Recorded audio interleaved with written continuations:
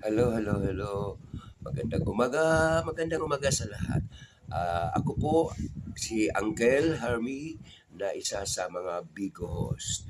Ang ating po ngayong pag-uusapan ang tungkol sa pinagbabawal. Bawal po dito sa Bigo yung mga matutulis na bagay. Halimbawa, kutsilyo, gunting, lapis o ano pa mang mga bagay na matutulis. Yan po ay pinagbabawal po dito sa Bigo. Isa po doon yung apoy na hindi ka po pwede na magpapakita na meron kang apoy dito na habang ikaw ay nagla-live.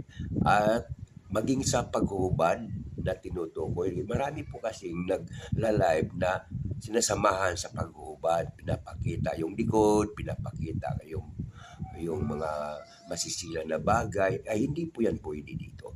So ating pong bantayan na ang bigo ay hindi basta-basta na kaya ka nagbibigo dahil gusto mo na ipakita ang lahat na pinagbabawal dito sa bigo. Kaya kung maaari, kung ano man yung pinagbabawal, ay dapat po sumunod po tayo dahil ayan po ay para po lang din sa atin.